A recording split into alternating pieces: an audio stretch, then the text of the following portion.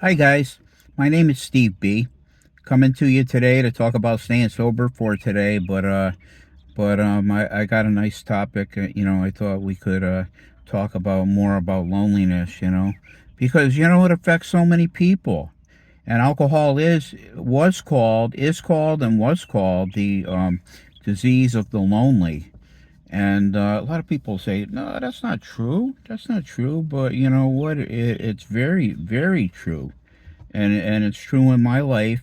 And what it is in the beginning it wasn't I wasn't alone when I was drinking, and had a lot of fun drinking with other people, and the partying, and the atmosphere. Everybody's all like bubbly and feeling good and up and all that stuff, and that's how it was in the beginning for me. For actually, for for a long time in the beginning. In the beginning, that was the thing I most liked about it, was that it it was a something to do, that you're in a party atmosphere, and you're having a good time, and everything's wonderful, and in the end it wasn't like that. But it kind of turns on you in the end. In the beginning, it's like the greatest thing in the world. I thought, where was this stuff all my life, while I was living and trying to be happy. And then I discovered alcohol, which I don't know, if I were to give it a name, I would have called it happiness in a bottle. Because it was like instant happiness in a bottle, and it was the greatest thing in the world. And I don't know, I was just so I was just so in love with this stuff. This stuff became my best friend. It became my closest ally. It became my everything, and it was the thing. It was my go-to.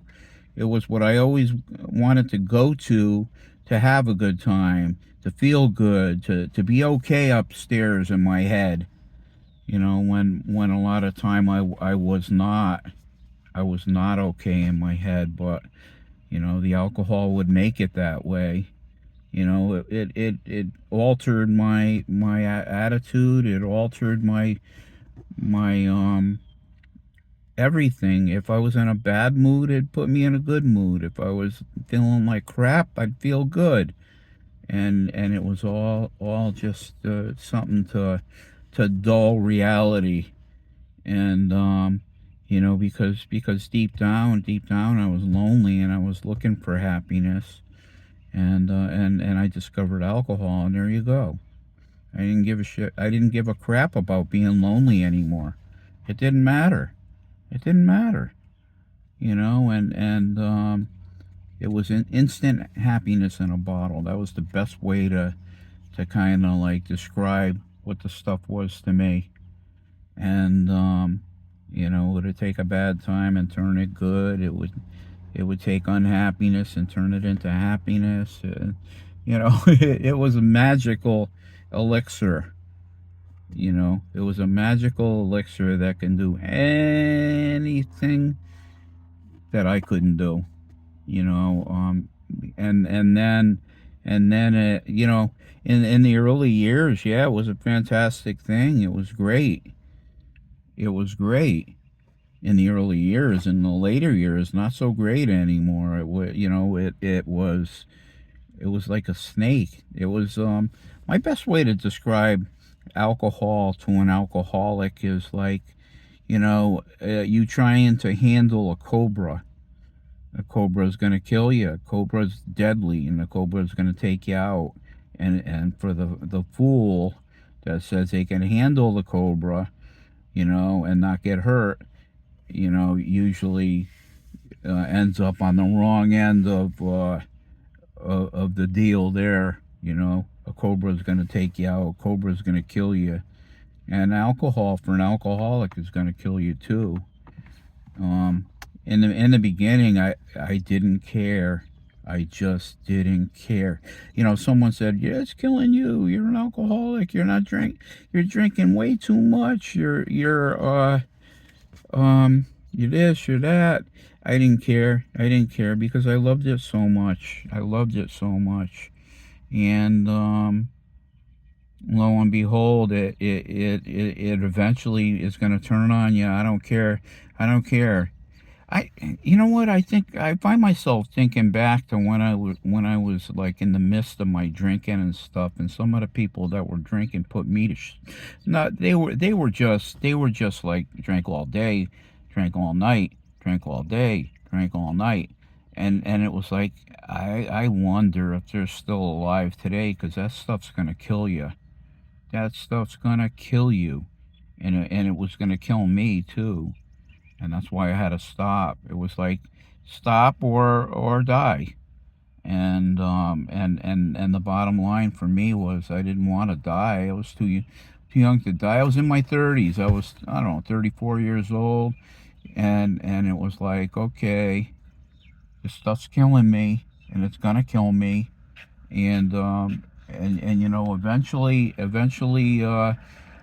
something bad's gonna happen. Something really bad's gonna happen, and you know, I stopped before that really bad thing happened because I knew it was coming. I was feeling very dark, black, negative thoughts all the time. I was drinking daily, every day. Every day I was drinking to pass out, drinking to black out, to pass out. You know, and it was getting really bad, and I thought I was gonna die, and I didn't want to die. And you know, I mean, I know we're all gonna someday, but why help it along? Why not do the best you can to keep yourself healthy and fit and and alive? Because eventually we are all gonna go. And you know, but talking about the camaraderie and stuff like that, I loved that. That's when it was fun and festive, and it was like, you know, a beautiful thing, you know, and it was fun, and I wouldn't have traded it for the world, you know. As far as my life today, you know, I do think back of it. You know, I go to meetings every day. I was an everyday drinker, so I go to a meeting a day, and that's the only time during the day that I think of alcohol. You know, so we discuss and think of alcohol every day, and you would think that was tempting fate for a freaking alcoholic, but no, it isn't. It isn't. It isn't because you know, by talking about it comes out of the you know it's not a secret anymore. It's not a secret anymore, and you know, it's nice to know that it has no power over me unless I pick it up and take it again. 'Cause I haven't touched this stuff in 32 plus years, you know. But if I pick it up again, it's going to be as bad as it ever was and worse. And I don't want to go there. I do not want to go there. You know, my life has too many good things in it, but sometimes I do. Sometimes I feel lonely. You know, there's a difference between feeling lonely and being alone. You know, I have people in my life today, which I wouldn't have if I didn't have recovery. You know, God put these beautiful people in my life, beautiful people in my life. And honestly, I wouldn't have that if I didn't come into recovery. And a good part of my day is just being around people. You know, there's a fellow that you know he's one of us, and he asked if he could walk with me, and that we walked for an hour down the park, and he I mean, I call that a meeting. Then I got the meeting in the afternoon over here, and then there's another meeting if I want to go to that. So most of the time I do like 3 meetings a day. I don't have to, but there's an expression called "meeting makers make it," and I firmly believe that's so true.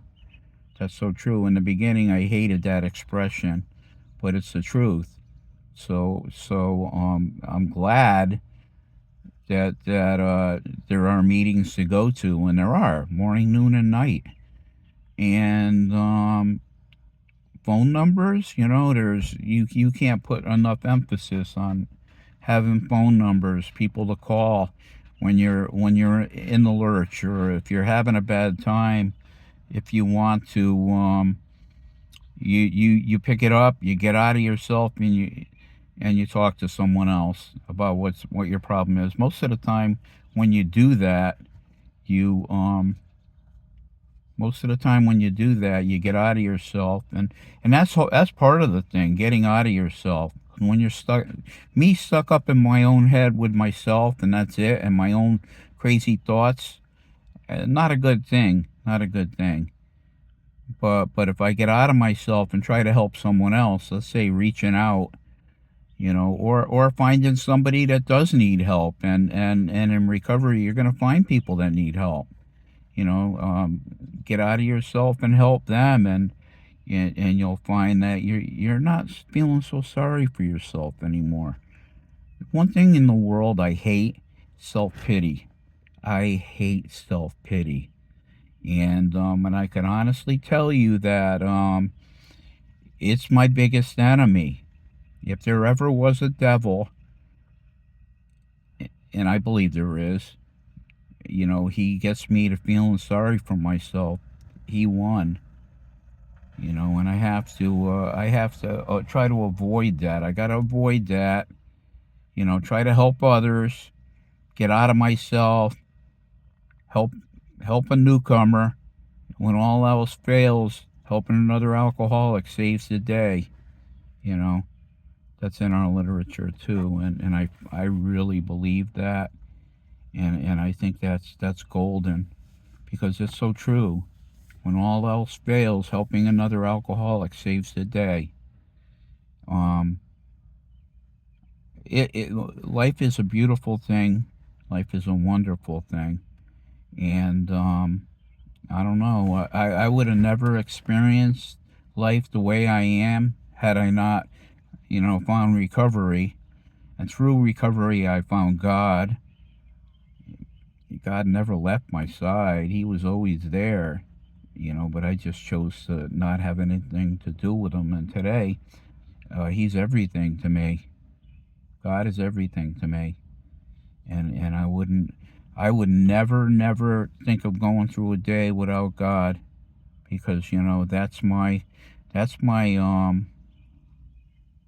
my savior.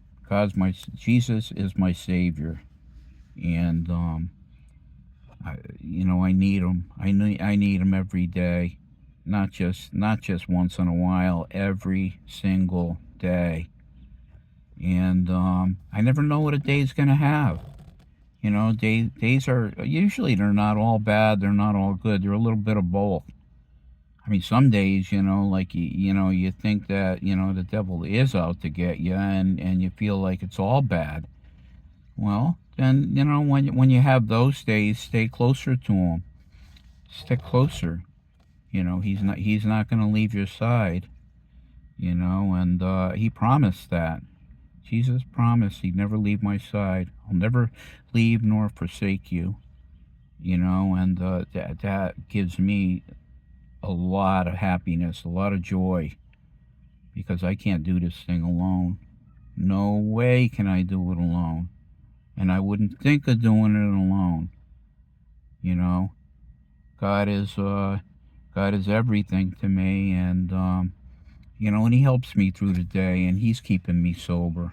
I could think I'm doing it by myself, and for a long time I did, but now I know beyond a shadow of a doubt that God is there with me. He's there with me, and he's never left my side. And if you come to him, he'll never leave your side either. That's a promise from the Almighty. He will never leave your side either. You know, Jesus is faithful. Love you guys. Give me a like and subscribe and a comment.